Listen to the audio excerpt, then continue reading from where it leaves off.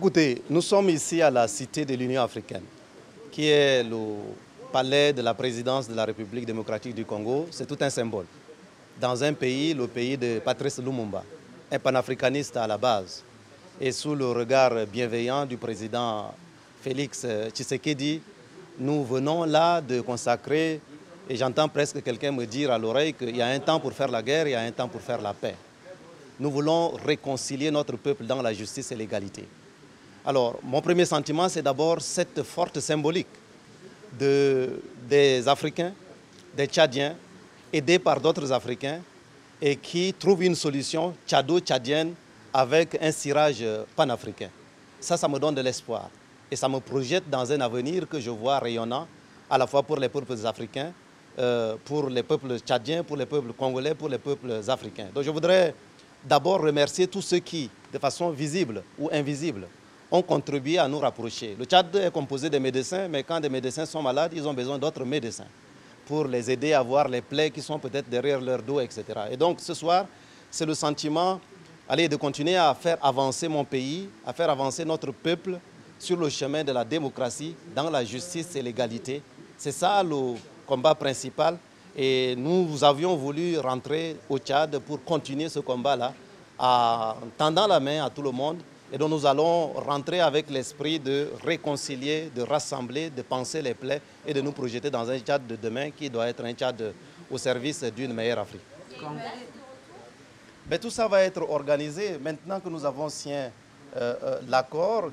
Cet accord permet, un, de rentrer, deux, ça a été rappelé par le ministre de la Réconciliation tout à l'heure, d'exercer librement les activités politiques.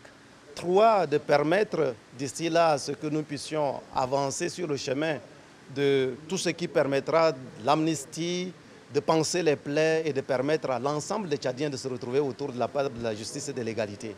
C'est ça qui nous avons souhaité que la fin, en tout cas le reste du mois d'octobre, soit consacré à trouver un accord.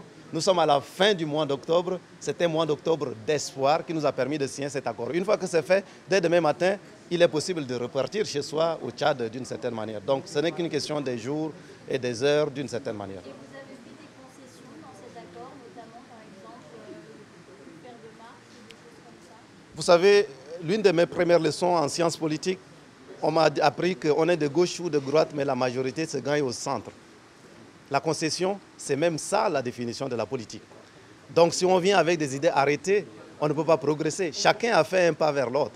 C'est ça qui a permis qu'aujourd'hui, nous soyons capables aujourd'hui de nous retrouver autour de cette table. Je crois que mon frère, le général Mahamat, a fait un discours en juin 2023 où il appelait au pardon et à la réconciliation. J'ai moi-même prononcé un message le 15 octobre 2023 où je m'inscrivais dans ce chemin de la réconciliation. Il faut 2 mendiants de la réconciliation pour faire une réconciliation. Et puis il faut d'autres personnes pour les aider à se mettre autour de la table. Et donc c'est l'occasion pour moi de remercier tous ceux qui ont contribué à cela.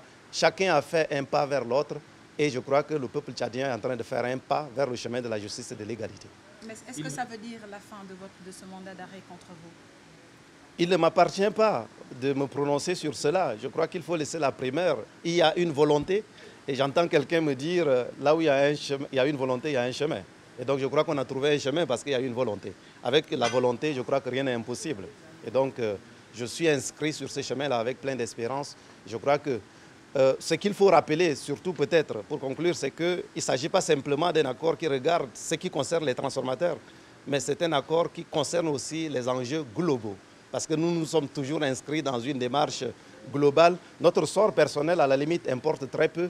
C'est le sort de ce peuple dans sa globalité, le sort de l'ensemble des acteurs. Et je crois que de part et d'autre, tout le monde est convaincu que même si nous avions trouvé un meilleur accord entre 2 acteurs, si tous les autres acteurs ne sont pas autour de la table, ça ne permettra pas d'aller très très loin. Donc c'est dans cet état d'esprit-là que nous avançons, au-delà de notre sort personnel.